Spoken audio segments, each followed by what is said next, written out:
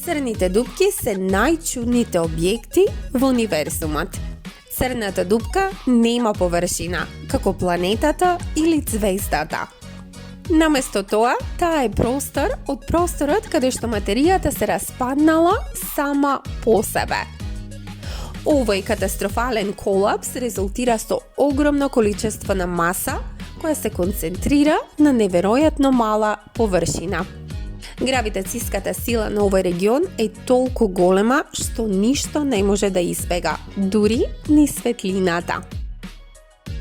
Црните дупки се многу големи, што може да оголтнат и сонцето.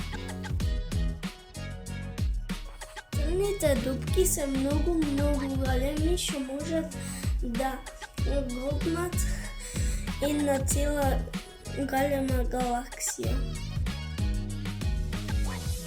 Иако црните дупки не можат да се видат, знаеме дека постојат од начинот на кој тие влијаат на блиската прашина, звезди и галаксии. Многу од нив се обкружени со дискови од материјал. Додека дисковите се вртат околу нив како вртлок, тие стануваат исклучително жешки и испуштаат рентгенски зраци. Црните дупки доаѓаат во многу различни големини. Многу од нив се само неколку пати помасивни од Сонцето. Овие црни дупки со звездена маса се формираат кога звезда со тешка тежина околу 10 пати потешка од Сонцето го завршува својот живот во експлозија на супернова. Оно што останува од звездата се уште неколку сончеви маси и тие колабираат во област од само неколку километри.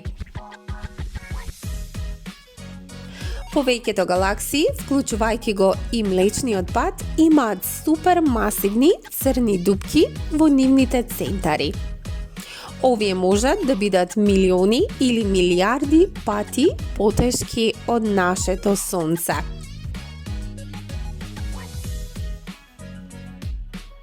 Супермасивните црни дупки исто така ги напојуваат активните галаксии и древните галаксии познати како квазари.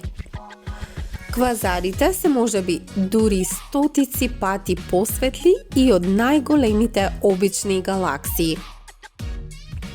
Објектите кои паѓаат во црни дупки буквално се испружени до точка на кршење.